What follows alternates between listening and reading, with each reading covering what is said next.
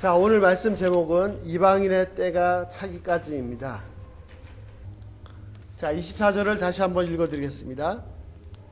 그들이 칼날에 죽임을 당하며 모든 이방에 사로잡혀가 있고 예루살렘은 이방인의 때가 차기까지 이방인들에게 밟히리라. 자, 종말론은 매우 어려운 부분입니다. 왜냐하면 아직 성취되지 않았고 또 많은 다른 이론들이 있습니다. 뭐 무천년설, 전천년설, 후천년설 등이 있습니다. 그런데 한 가지 분명한 사실은 지금 우리가 진짜 임박한 종말의 시대에 살고 있다는 것입니다. 이 시대를 분별할 줄 알아야 됩니다. 예수님께서도 깨어있으라 말씀하셨습니다. 만일 깨어있지 않아서 시대를 분별하지 못하면 예수님께서 말씀하신 것처럼 우리도 노아 시대 때 사람들처럼 될 것입니다. 갑자기 멸망을 맞이할 것입니다. 이 시대 사람들이 직접적으로 심판이 어딨냐라고 조롱하고 있지는 않지만 지금 현대 거의 매일매일의 사람들의 삶을 보면 심판이 있을 것이라고 생각하고 사는 사람들은 거의 없는 것 같습니다. 마치 매일 반복되는 그 삶이 영원히 반복될 것처럼 생각하고 살고 있습니다. 심지어는 크리스찬들도 종말을 준비하기보다는 매일매일 똑같은 삶을 살고 있습니다. 이것은 어떤 면에서 직접적으로 심판이 없다라고 조롱하는 것보다도 더 무서울 수도 있습니다. 심판을 조롱하는 것이 아니라 아예 자기의 일상적인 생활로 하나님의 심판을 무시하는 것이기 때문입니다. 예수님은 아주 분명하게 말씀하셨습니다. 자, 21장 29절 한번 보실까요? 이에 비유로 이르시되 무화과 나무와 모든 나무를 보라. 30절 싹이 나면 너희가 보고 여름이 가까운 줄 자연히 아나니 31절 이와 같이 너희가 이런 일이 일어나는 것을 보거든 하나님의 나라가 가까이 온 줄 알라. 자, 나무들을 보면 계절의 변화를 알 수 있습니다. 그런데 계절을 분별하는 것보다도 더 중요한 것이 뭐냐면 시대를 분별하는 것입니다. 34절 한번 보시죠. 너희는 스스로 조심하라. 그렇지 않으면 방탕함과 술취함과 생활의 염려로 마음이 둔화해지고 뜻밖의 그날이 덫과 같이 너희에게 임하리라. 그렇습니다. 깨어서 시대를 분별하지 못하면 어떤 일이 생깁니까? 마치 짐승이 갑자기 덫에 걸리듯이 그렇게 종말을 맞이할 것입니다. 시대를 왜 분별해야 됩니까? 방탕, 술취함, 그리고 생활의 염려 때문입니다. 이런 것에 빠져있으면 시대를 분별하지 못하고 영원한 파멸을 맞이할 것입니다. 심지어 크리스찬조차도 방탕하거나 술 취하지는 않는다고 하더라도 매일매일 생활의 염려에 사로잡혀 있을 수 있습니다. 염려에 사로잡히면 시대를 분별하지 못하고 심판이 갑자기 닥치게 됩니다. 깨어서 시대를 잘 분별해야 합니다. 자, 오늘 말씀 한번 보시겠습니다. 20절부터 28절까지 말씀인데 먼저는 20절부터 24절까지 말씀입니다. 20절부터 24절까지는 뭐에 대한 것입니까? 20절에 보시면 뭐라고 되어 있죠? 예, 20절부터 24절까지 무슨 말씀이에요? 뭐에 대한 거예요? 뭐에 대한 거죠? 20절에 예루살렘. 예, 20절부터 24절은 예루살렘의 멸망입니다. 예, 이거를 비유로 우화로 해석하면은 막 엉뚱한 얘기를 많이 할 수 있는데 문자 그대로 해석하면은 예수님은 지금 20절에서 예루살렘의 멸망에 대해서 말씀하고 있습니다. 그 내용이 24절까지 이어졌습니다. 자, 예루살렘이 군대들에게 에워싸이는 것을 보거든 그것이 어떻게 해요? 그 멸망이 예루살렘의 멸망이 가까운 줄 알라. 21절 그때 유대에 있는 자들은 산으로 도망갈 것이고 예루살렘 성내에 있는 자들은 어떻게 해요? 성 밖으로 무조건 나갈 것이고 인근 촌에 있는 자들은 절대로 성으로 들어가지 말라. 이게 비유가 아니에요. 진짜 문자 그대로입니다. 22절 이 날들은 기록된 모든 것들을 이루는 징벌의 심판의 날입니다. 구약에 기록된 23절 그날에 아이 벤 자들과 젖먹인 자들에게 화가 있으리니 도망가기 힘들죠. 이는 땅에 큰 환난과 이 백성의 진노가 있겠음이로다. 24절 그들이 칼날에 죽임을 당하고, 그들이 누구죠?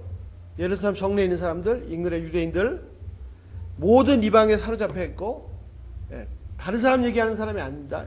이 주이시들이, 유대인들이 다른 이방인들에게 사로잡혀 갈 것입니다. 그리고 예루살렘은 어떻게 됩니까? 이방인들에게 밟히는데 언제까지요? 이방인의 때가 차기까지 밟힙니다. 자, 내용을 아시겠죠? 그래서 어떻게 해요? 예루살렘 성이 갑자기 포위가 된다. 그때 멸망이 가까웠다. 이걸 알으란 말입니다. 이 사건은 AD 70년 예수님 십자가에 돌아가시고 부활하신 다음에 30년이 지난 다음에 로마의 디도 장군에 의해서 발생했습니다. 실제로 예루살렘 성을 장시간 포위하고 예루살렘이 항복하지 않으니까 토성을 쌓고 성을 공략을 했습니다. 그래서 성 안에 있던 사람들이 굶주림과 질병으로 많이 죽어갔습니다. 100만이 넘는 사람들이 죽임을 당했다고 합니다. 남은 자들은 다 잡혀갔습니다. 칼날에 죽임을 당하고 다 사로잡혀서 다른 나라 이방인으로 다 흩어졌습니다. 예수님께서 말씀하신 그대로 이루어졌습니다. 그런데 초대교회에 있던 주이시 크리스찬들은 예수님께서 이미 이렇게 말씀하신 것을 알고 있었기 때문에 성이 포위되기 전에 다 요단강 건너편으로 피난 가서 살았습니다. 자, 그런데 24절 끝에 한번 보세요. 다시 보시면 예루살렘 성이 어떻게 된다고 했냐면 이방인의 때가 차기까지 이방인들에게 밟힐 것이라고 하셨습니다. 실제로 그 AD 70년의 디도 장군에 의해서 예루살렘 성이 완전히 파괴되고 성전이 완전히 파괴된 다음에 2000년 동안 유대인들이 거기 살지 못하고 이방인들이 짓밟혔습니다. 자, 예루살렘은 언제까지 짓밟힙니까? 언제까지 짓밟힌다고요? 이방인들의 때가 찰 때까지 짓밟힙니다. 예루살렘이 멸망한 것은 유대인의 때가 끝나고 이방인의 때가 시작된 사건입니다. 물론 이 사건이 딱 선을 그어서 이때까지는 유대인 때, 이때까지는 이방인 때 아닙니다. 이렇게 겹쳐서 일어나는데, 자, 여기서 이방인의 때라고 할 때 이 때는 단순한 시간이 아니라 카이로스, 크로노스가 아니라 카이로스, 일정한 때를 말합니다. 그 의미가 달라지는 때. 자, 이방인의 때가 차기까지 짓밟힌다. 그 말은 뭐죠? 이방인의 때가 차면은 다시 유대인들에게 넘어갑니다. 유대인의 때가 시작됩니다. 여기까지 아시겠죠? 그런데 실제로 어떻게 됐습니까? 1948년 5월 14일 날 이스라엘은 독립선언을 했고 독립선언을 한 그 다음날 아랍 연합군이 쳐들어왔습니다. 그래서 제1차 중동전쟁이 발생했는데 중동전쟁이 발생한 결과 이스라엘이 승리를 해서 예루살렘 성의 서쪽 부분을 회복했습니다. 독립선언한 날은 유엔에서 나라를 이렇게 땅을 분할해 줬는데 그때는 예루살렘을 갖지 못했었거든요. 독립선언하고 그 다음날 1차 중동전쟁이 발생해서 중동전쟁이 끝났을 때 이스라엘이 승리해가지고 예루살렘 도시의 절반을 회복했어요. 서쪽을. 그리고 그 유명한 67년 제3차 중동전쟁 6.1전쟁. 왜 6.1전쟁이죠? 안식일날 들어가기 전에 끝내야 되니까 6.1전쟁에서도 이스라엘이 또 승리해서 그때는 예루살렘 동쪽까지 완전히 회복했습니다. 어떻게 해요? 이방인의 때가 찰 때까지 이방인에게 짓밟혔던 예루살렘이 다시 이방인의 때가 끝나갈 때 유대인의 손에 넘어간 것입니다. 이제 남은 것이 뭐냐면 예루살렘 성전이 다시 재건되는 것입니다.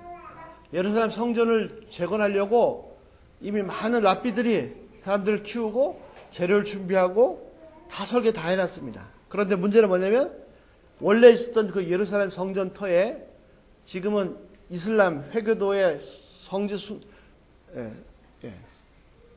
그 성지인 하나인 모스크 사원이 황금 사원이 자리 잡고 있습니다. 그 자리가 어떤 자리냐면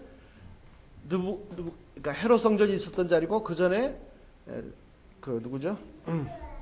스룹바벨 성전, 그 전에 솔로몬 성전이 있었던 자리고 그 전에 아브라함이 이삭을 제물로 바쳤던 그 자리입니다. 이슬람 회교도들은 그 자리에서 아브라함이 이삭이 아니라 이스마엘을 제물로 바쳤다 그러죠. 그래서 거기다가 황금 사원을 지어놨습니다. 만약에 이 성전이 마지막 성전이 회복되면 이방의 때는 완전히 끝나고 유대인의 때가 바로 시작될 것입니다. 자, 이방인의 때는 어떤 때입니까? 로마서 11장 25절. 자, 슬라이드. 로마서 11장 25절. 형제들아, 너희가 스스로 지혜 있다면서 이 신비를 너희가 모르기를 내가 원치 않으니. 스스로 지혜 있다는 형제들이 모르는 내용이 있어요. 뭘 몰라요? 그래서 바울이 알기를 원하는 내용이 있어요. 이 신비는 뭐냐면 이방인의 충만한 수가 들어오기까지 이스라엘의 덜은 우둔하게 된 것이라. 하나님께서 이스라엘로 시기하게 하셔서 이방인의 구원의 역사를 베푸셨습니다. 이제 그 이방인의 충만한 수, 구원의 숫자가 다 찰 때까지는 어떻게 해요? 이스라엘은 둔하게 돼서 복음을 모릅니다. 그러나 다 차면 이제 이방인의 구원이 끝나면 겹쳐서 이스라엘의 남은 자들이 돌아옵니다. 이방인의 때는 이방인들 구원받는 때입니다. 그 숫자가 다 차면 이방인의 때가 끝날 것입니다. 자, 마태복음 24장 14절 끝에 이 천국 복음이 모든 족속의 민족에 증언되기 위하여 온 세계까지 전파되리니 그제야 끝이 오리라. 과거처럼 유대인의 때처럼 만약 유대인들만 복음을 가지고 있었으면 절대로 이방인들에게 복음이 전파되지 않았습니다. 근데 바울이 말대로 시기하게 하셔서 이 복음이 이방인들에 흩어지게 하셨고 모든 족속에 증언되게 하시고 온 세상에 전파되게 하였습니다. 다 전파되면 끝이 옵니다. 유대인들에게서 전파되기 시작한 하나님의 나라의 복음이 유대인들뿐만 아니라 세상 다른 족속에 전파되기 시작해서 결국 모든 족속에게 온 세상에 전파되면 그때 끝이 옵니다. 그렇게 말씀하셨습니다.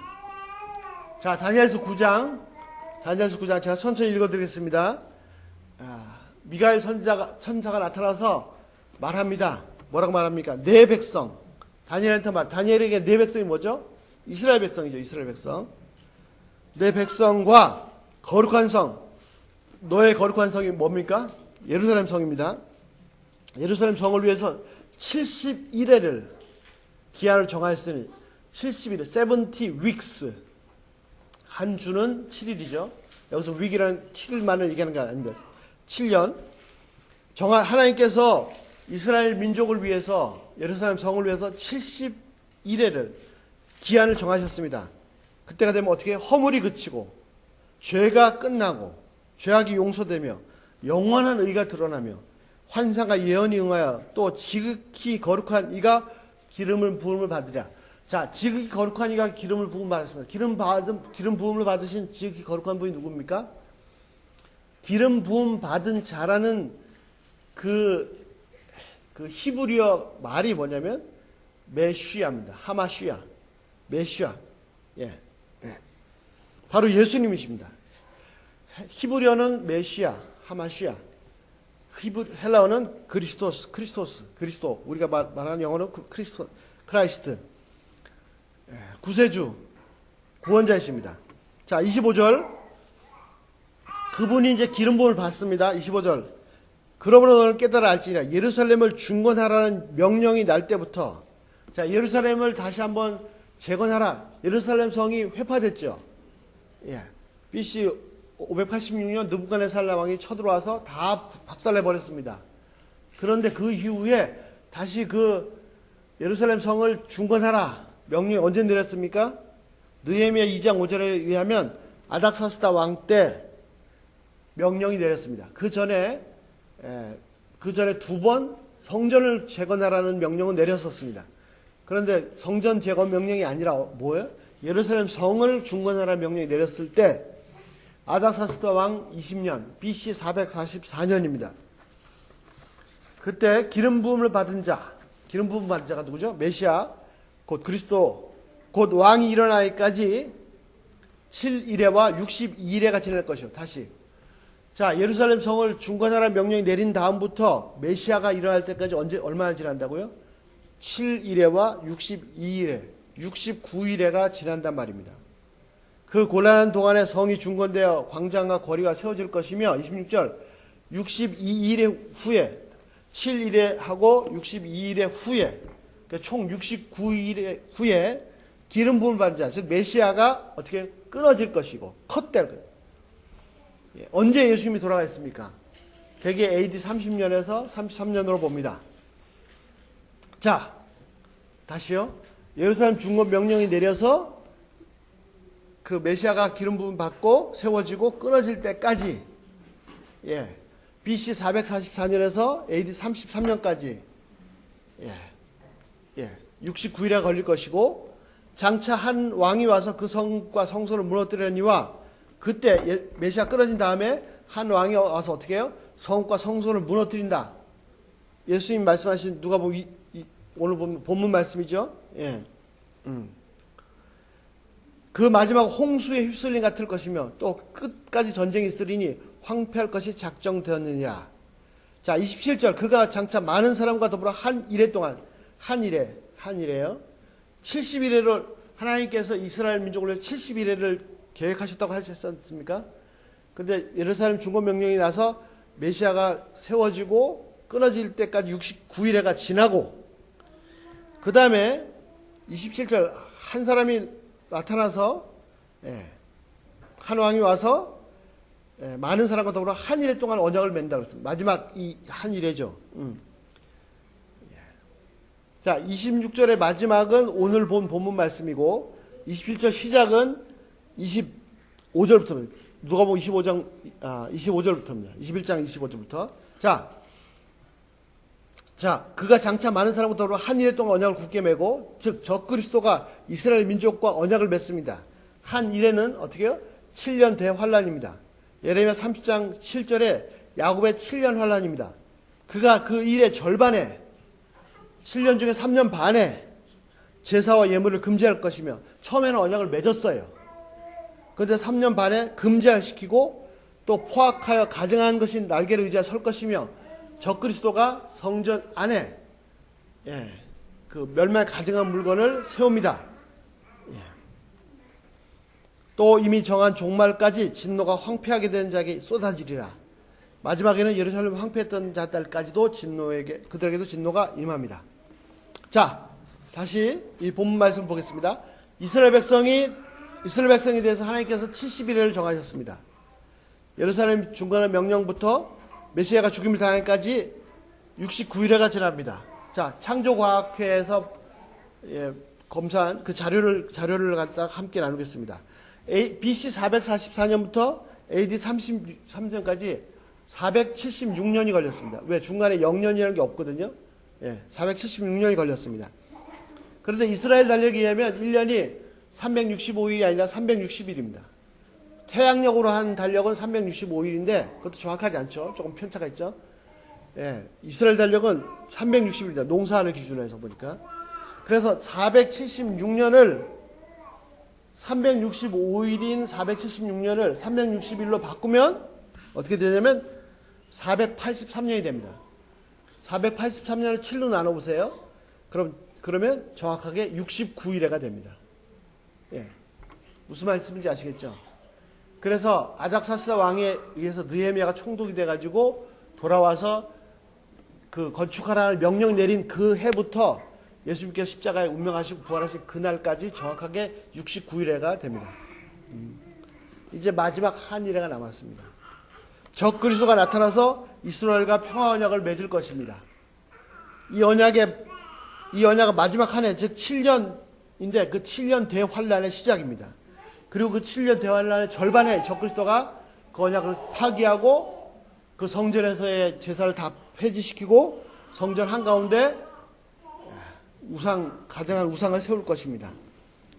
자, 다시 정리하면 69일회가 끝났습니다.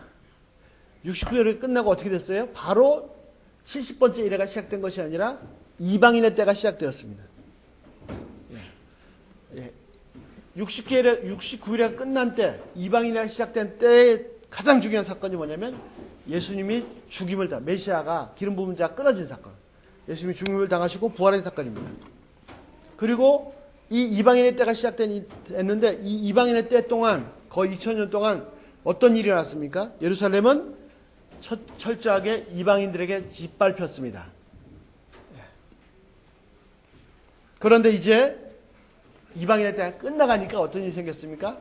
다시 예루살렘이 이스라엘 사람들의 손에 회복이 됐습니다. 1967년에 예루살렘은 완전히 이스라엘 사람들의 손에 돌아왔습니다.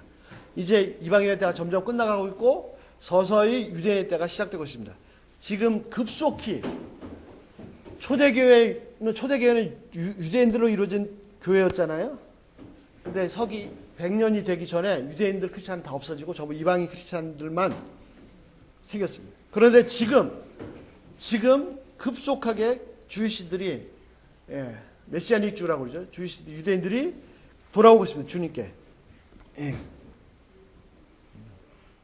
자, 그래서 예루살렘이 완전히 회복되면 성전까지 회복되면 그 적그리스도가 이스라엘 민족과 계약을 맺고 성전을 회복시키겠죠.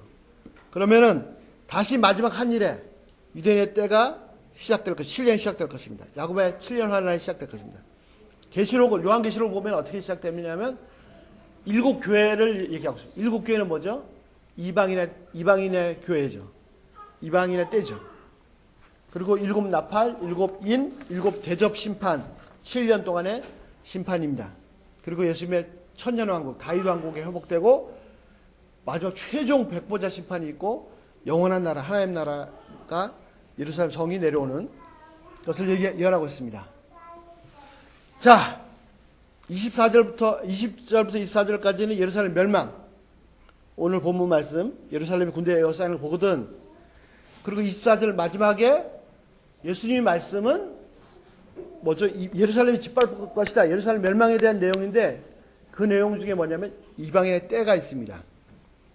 그리고 25절부터 26절까지는 마지막 7번째 한 일에 이런 성신이 해와 달이 징조가 있고 파도가 험난 소리를 내고 세상 사람들이 이 말 종말을 인해서 기절하고 하늘의 권능들이 흔들리고 마지막 환란 때입니다. 그리고 27절 25절 26절이 그 7년 동안의 대환란이죠. 그리고 27절 예수님이 사람들이 인자가 구름 타고 능력과 큰 권능으로 오는 것을 보리라. 재림입니다.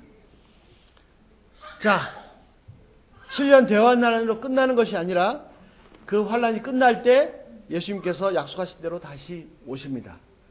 그러니까 이것도 이제 좀 차이가 있는데 그때 7년 대환란이 끝날 때 예수님이 지상에 재림하신다. 구름 타고 오셔서. 그런데 문자 그대로 믿는 세대주의자들은 7년 대환란 전에 공중재림이 일어납니다. 데살로니가전서에 있는. 그래서 나팔 소리가 울리면 어떻게 되죠? 공중에서 나팔 소리가 울리면 천사들이 구원받은 사람들 다 전 세계에서 모아서 공중에서 주님을 만나리라. 공중재림이 일어납니다. 그러니까 이방인의 때가 끝나고 교회 시대가 끝나고 성령께서 올라가시고 공중재림이 일어나고 7년 환란을 거친 다음에 예루살렘 지상에 재림 왕으로 이제 다스리시기 위해서 심판하시기 위해서 재림하십니다. 자, 그런데 28절 이런 일이 시작되거든 일어나 머리를 들라 너희 속량이 가까운 일이 하시더라. 자, 이런 일이 시작되면 두려워하고 공포에 사로잡히고 그렇게 하는 게 아니고 예루살렘이 에워싸이는 것을 보이거든 해와 달이 흔들리는 것을 보이거든 두려워하지 말라. 오히려 기뻐해줘. 왜? 우리의 구원의 완성이 가까웠어. 내가 구원받았지만 지금도 육신을 입고 살면서 얼마나 많이 죄를 짓고 사는지 모르겠다. 참 신비죠. 그래서 여러분 잘 아는 말씀 뭐라 그랬어요? 어린 양의 비유, 탕자의 비유, 이런 동전의 비유에 뭐라 그랬습니까? 죄인 하나가 회개하면, 즉 안 믿던 사람이 회개하고 예수께 돌아오면 회개할 것 없는 의인 99이 회개한다.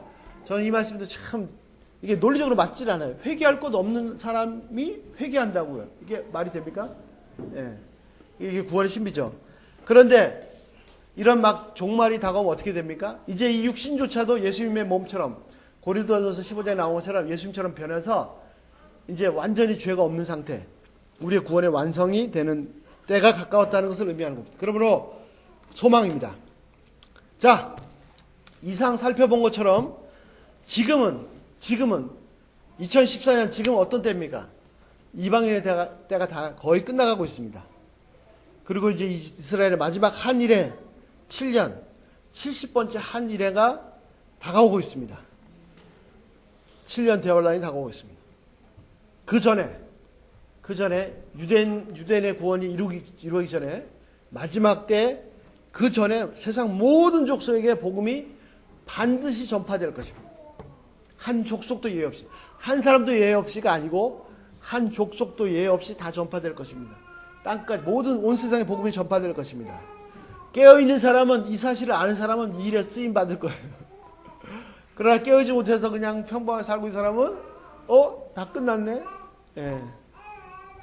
자, 이 마지막 때를 사는 사람들은 무엇을 해야 됩니까? 우리가 도대체 이런 상황에서 뭘 해야 됩니까? 모든 걸 다 팔아버리고 어디 한 곳에 모여서 예수님만 기다려야 됩니까? 요즘 많은 그런 일들이 많죠. 몇 월 며칠 날 그래가지고 절대로 아닙니다. 자, 마지막 때이기 때문에 반드시 해야 될 사명이 있습니다. 자, 할 일은 두 가지입니다. 예수님께서 말씀하셨어요. 해야 할 일 두 가지. 자, 다음 주에 물어보겠습니다. 해야 될 일 두 가지. 첫 번째, 아까 처음에 시작할 때 잠시 말씀드린 것처럼 깨어 있어야 됩니다. 깨어서 시대를 분별할 줄 알아야 됩니다. 오늘도 먹고 살아야 되는데, 돈 벌어야 되는데, 공부해야 되는데, 학교 가야 되는데, 일해야 되는데, 거기에 너무 염려하다가 시대가 어떻게 되는지 분별 못하는 그런 어리석은 자가 되지 말고 깨어 있어야 됩니다. 깨어 있어. 그래서 두 가지를 해야 되는데, 깨어 있기 위해서 두 가지를 해야 되는데 뭘 해야 되죠?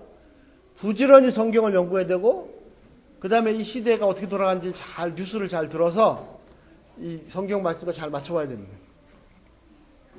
두 번째는 마태복음 24장 45절부터 51절에 나와 있는 것처럼 그 말씀처럼 충성스러운 종이 되어서 집에 있는 사람들에게 때를 따라서 양식을 나눠줘야 됩니다. 하나님의 집에 있는 사람들에게 때를 따라서 양식을 나눠줘야 됩니다. 자, 첫 번째, 처음 소개한 것처럼 예수님 말씀대로 시대를 분별할 줄 알아야 됩니다. 자, 시작이 있으면 반드시 끝이 있습니다. 개인의 인생에도 시작이 있으면 반드시 끝, 죽음이 있습니다. 인류 역사 또 시작이 있으면 반드시 끝이 있습니다. 이 끝이 그러나 건넌 사람에게는 파멸이 아니고 소망입니다. 예수님을 다시 만날 영원한 나라 하나님 나라 들어갈 우리의 구원이 완성되는 날에 대한 소망입니다. 오늘 본문 34절 말씀처럼 술 취하거나 방탕하거나 세상 염려를 가득 차 있으면 시대를 분별할 수가 없습니다. 많은 크리스찬들도 술 취하거나 방탕하지는 않지만 세상 염려를 꽉 차서 시대를 분별하지 못합니다. 많은 사람들이 종말에 대해서 잘 알지 못합니다. 그저 하루하루 사는 문제에 사로잡혀 있습니다. 둔화해져서 마지막 파멸이 다가와도 모릅니다. 깨어 있어야 됩니다. 시대를 분별할 줄 알아야 됩니다. 나뭇잎이 시들면 가을이 오는 걸 알 수가 있죠. 시대를 분별하지 못하는 사람들이 그런데 셀 수 없이 많습니다. 두 번째, 마태복음 24장에 충성된 종이 되어서 하나님의 집에서 양식을 나눠줘야 됩니다. 즉 복음을 전파해야 됩니다. 이방인의 때가 끝나는 것은 어떤 일이 일어납니까?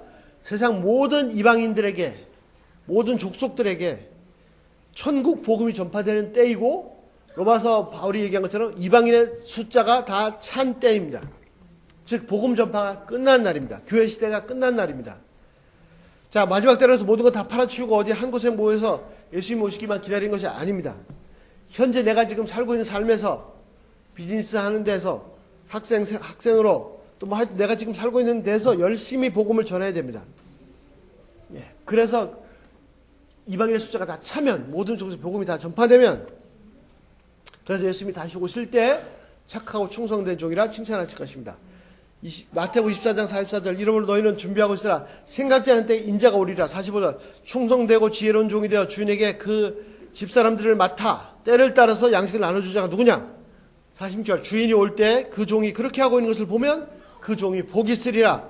47절, 내가 진실로 주시는 너에게 이르노니 주인이 그 모든 소유를 그에게 맡기리라. 그렇습니다. 시대가 마지막 끝인 것을 분별했습니까? 이제 내 주위 사람들에게 복음을 전해서, 또 복음을 영접한 사람들 잘 양육해서, 자, 그들을 영원한 나라로, 또 주님께서 오실 때를 준비할 천국으로 인도해야 될 것입니다. 그대로 놔둬서 영원한 파멸 심판에 떨어지도록 내버려둬서는 안 됩니다. 이를 위해서도 이 일을 잘하기 위해서, 복음을 전하는 일을 잘하기 위해서도 내가 사업을 하면 사업부터 해서 주부면 주부로서, 학생이면 학생으로서 내게 주어진 삶을 열심히 살아야 됩니다. 자, 예수님께서 승천하시기 전에 중요한 명령 딱 하나 하셨습니다. 그 전에 많은 말씀하셨지만 승천하시기 전에 딱 하나 말씀하셨어요. 뭐라고 말씀하셨죠? 마태복음 28장에 모든 족속으로 제자를 삼으라. 모든 사람이 아니에요. 모든 나라도 아닙니다. 모든 트라이브, 족속 제자 삼으라. 사도행전 1장 8절 땅끝까지 이르러 예수님의 내 증인이 되라 하셨습니다. 마가복음 16장 15절 너희는 온 천하에 다니며 만민에게 복음을 전파하라. 마지막 하나만 하겠습니다. 시대를 분별한 사람이 마지막 영원한 나라, 하나님 나라 소망을 가지고 살고 있는 사람이 딱 한 가지 해야 될 사명은 모든 사람에게, 세상 모든 사람에게 복음을 전하는 것입니다. 다시 한번 분명히 하고 싶은 건 뭐냐면 예수님께서 모든 사람을 구원하라고 하지 않으셨습니다. 복음을 전하라고 했습니다. 구원을 받고 안 받고는 본인이, 복음을 들은 본인이 결정할 일이고 하나님께서, 성령께서 그 사람 속에서 하실 일입니다. 내가 할 일은 복음을 전하는 것입니다. 결과는 하나님의 손에 있으면 내가 할 일이 복음, 그 사람의 영혼을 구원하는 것이 아니고, 만약에 내가 구원하려고 하면 절대 구원할 수 없습니다. 어떻게 사람이 다른 사람의 영혼을 구원할 수, 절대 불가능합니다. 성령께서만 하실 수 있습니다. 그리고 내가 전하려고 하면 실패한 것만 생각이 나서 언제부턴가 복음 전하는 게 두렵습니다. 예. 하나님 나보고 구원하라고 하지 않으셨습니다. 전하라고 했습니다. 구원은 하나님께서 하실 일이고 내가 할 일은 전하는 것입니다. 부지런히 씨를 뿌리는 일입니다. 자라게 하고 열매 맺는 일은 하나님께서 하실 일입니다. 영접하지 않을까 두려워할 이유가 없습니다. 때를 얻든지 못 얻든지, 기회가 있든지 없든지 부지런히 씨를 뿌리는 것이 마지막 때를 살아가고 있는 우리가 해야 될 일입니다. 그리고 부지런히 씨를 뿌리다 보면 갑자기 주님 오셔도 그 기쁨으로 자랑스럽게 주님을 맞이할 수가 있습니다. 기도하겠습니다.